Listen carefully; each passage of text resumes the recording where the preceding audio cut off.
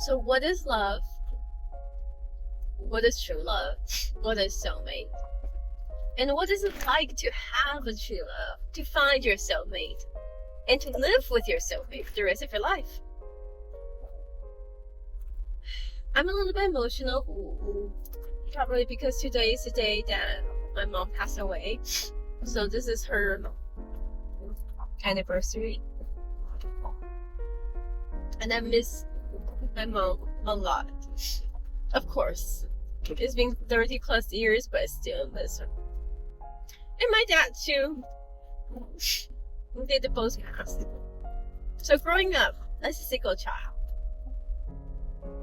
I'm always jealous of my parents in a very weird way. Because when my dad look at my mom look at my dad, there's this spark in their eyes. And there's this bubbles that connect them.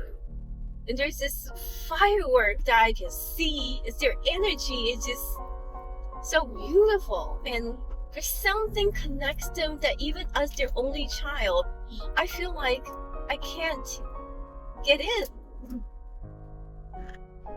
Oh, maybe that's because I'm an Aries. And a single child of Aries demands to be the center of the universe. Of course, everything should be about it. Anyway, I'm an astrology wife, so I will talk about astrology. My mom is a Pisces, my mom was a Gemini, my dad's a Pisces. They're both two different signs. And then they're both complicated in a way that I always tease that I was raised by 4 different people. They're both traditional, extremely traditional one way, but then extremely advanced in a different way. It's complicated. But either, whatever it is, it's not until when I first found love, then I finally have this ding ding moment hit me that that's what it is. My parents are in love. And they has always been in love. They never hide from me. I see my parents hugging, kissing, dancing all the time. Whether we're poor or we're comfortable. And I want that. No, I long that. Because I see that. So I know true love exists. If you ask any astrologer, Pisces and Gemini, they're only sun sign when I look at the whole chart here, but they're not really the best compatible. And even till this day, looking back my parents and think about the personality, the characteristic, I don't think they're compatible. I think they love each other so much that they made it work because they're willing to sacrifice or compromise, but in a way they don't feel like it's compromise sacrifice because it's just so naturally. And I've been in love like everybody else. When you're at 40, almost 50, of course you've been in an element of relationship. And most people are. I've dated boys, I dated girls. I've been dating different people and always thinking that this is it. I'm in love. As a passionate Aries, when I'm in love, I go all in, like nothing. I go all in. I love fully with no regret. And we thought that, okay, I feel this pain in my heart. It's like I love him or her so much that it's just like someone stabbed my heart. That must be true love. And I thought that's how it's supposed to be. I thought that's what true love is. That you're supposed to feel the pain. No, you don't. It's not until when I'm 42 years old, I finally met my soulmate, which is the astrologer. That's why I said I'm a proud astrologer wife. I finally understand what is true love, what is soulmate. And I think, no offense, mommy, daddy, but I think me and my wife are went above and beyond because I really think we are very compatible. So the word I use for people to know, asking, how do you know that's your soulmate? The one word I use, besides, of course, you have this butterfly feeling and this smile on your face when you think about him or her. That's a must. If you don't have that, girls or boys, you have to walk away. But you have all that. Like your eyes lit up. Like right now, just thinking about Linda, I can't help but smile. You have all that, but at the same time, the soulmate the word is effortless. I'm not saying you don't make an effort, but just feel like effortless. It just feel like flowing. Every day, we're like doing a dance together. Even daily life. Like just little things. Like just in the morning when I wake up, I remember this one day, I was in the middle of putting the whatever is done with the dishwasher away, and she woke up and she came downstairs later, and she just naturally, she started, I was gonna say help me, but that's so wrong. She just started to put the rest. So we just, without conversation, without communicating, we just effortlessly put things away together. And then, like grocery shopping, once we was done with grocery shopping, coming home, it just smoothly, effortlessly, she will unpack and then divide. I will put them in the fridge and I'll fold the bags. You might think like, so what? That's just day-to-day life. But here's what I'm saying. It's the day-to-day life that make it work. That really matters. And then on top of that, I always say, fighting. Linda always says, we're not perfect, but we're damn close. No, she says it this way. We're not perfect, but we're damn close. So what does that mean? That means we come out from a lavender bubble from time to time, and we will have arguments, disagreement, or upset moments. See, then the word counts. The word matters. We choose to use the word upset moment. We don't choose the word fight, unless we did have fight. That's like very big deals. But day-to-day life is just upset moments, and then we work it out. So even fighting with her, like verbally arguing, and then we have this upset moment, is still ideally, because we will openly communicate and openly try to tell each other how we feel and try to understand how each other feels. And then we both try not to let that happen again. So what does that mean? That means that there's an underlying foundation, which is trust. And I think this is so important. I trust no matter how upset Luna is, and she trusts no matter how upset I am. We will never intentionally hurt each other. We will never intentionally want to upset the other person. That is the core. That is the foundation.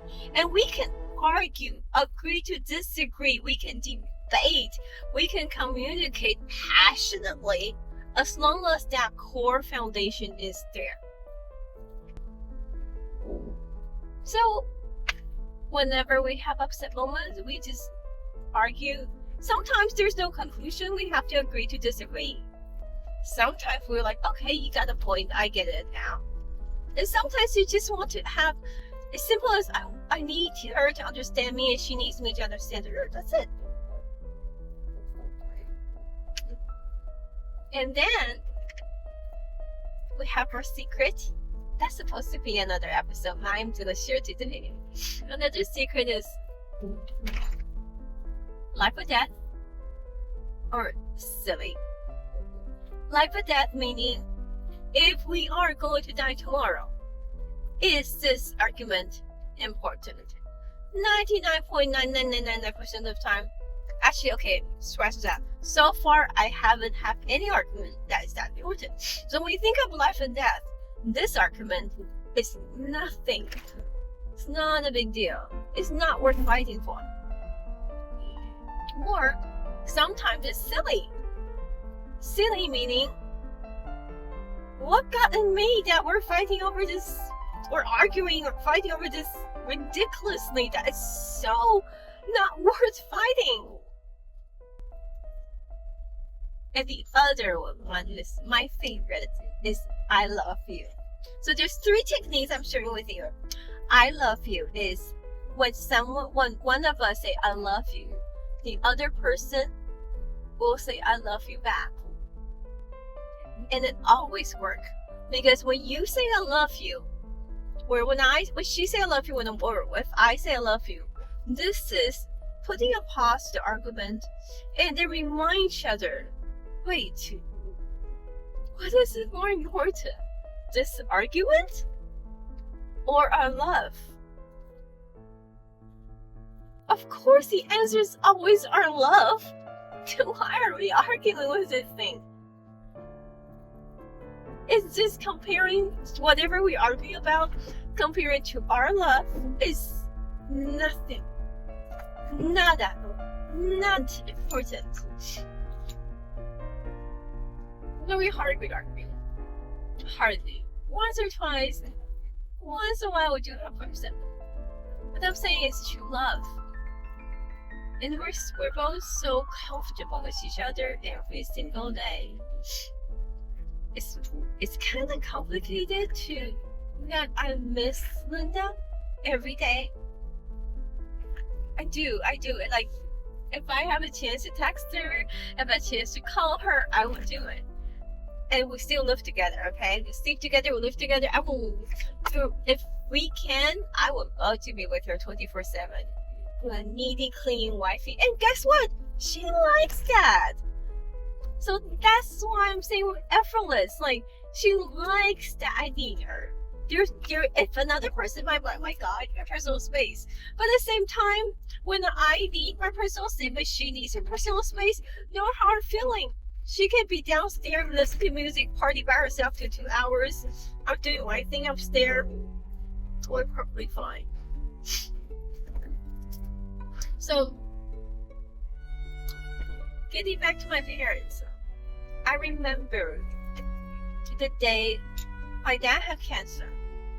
My dad had cancer. I just know Linda. But sure, that's a different love story. But anyway, I just know Linda. And then my dad just can't let go. Even the nurse was like, is there anyone you want to see? He's just holding us. Like, remember that one night? I'm not supposed to do that. I have my wine with my dad. We drink at night in the hospital.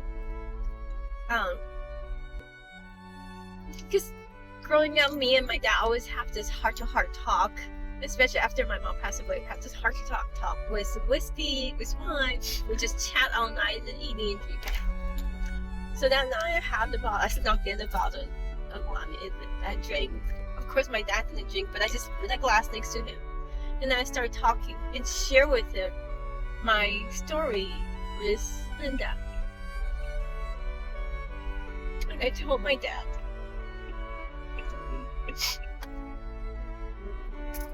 that I finally find someone that I love, and she loves me just like you love mommy and mom loves you. And I swear to God, after that night, there's no more struggle. My dad just went to sleep. I just slept. And then a couple of days later, when I was talking with Linda on the phone, he passed away. He has his last breath. In his mind, that if I can say I find someone that loves me as much as he loves my mommy, then my dad can just go in peace and go see my mommy and family. And ever since, I do believe my parents are angels and blessing me and Linda. Because we literally, we haven't lived forever yet, but ever since we got together, we live happily every day. I sleep with a smile on my face. I wake up with a smile on my face. I drive with a smile on my face. And well taken care of. And we appreciate each other all the time. She thinks that I did so much for her. And I think she did so much for me. Isn't that wonderful? That you feel loved and cherished and appreciated every day. Linda is the butch, she's the masculine kind, but at the same time, she's the oldest sister. So she's the mother, like little mommy. So she's better at taking care of people. She took care of me. She let me be who I am. I'm loud and bold and dramatic and silly and childlike. And she liked all that. And she's the same way. I know I'm bragging. I can help myself every time I talk about Linda and how I'm so happy.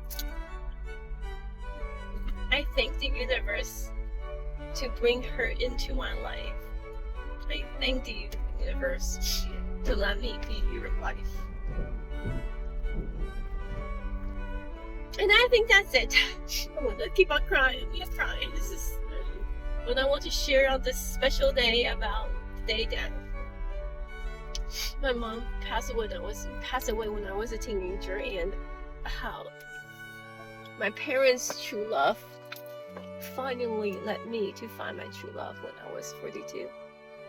And I tell everybody, don't give up. True love does exist. You just have to find the right person. And you can be happy every single day. That's not a fairy tale. Happily ever after really exists. I wish all of you find your true love and be happily ever after.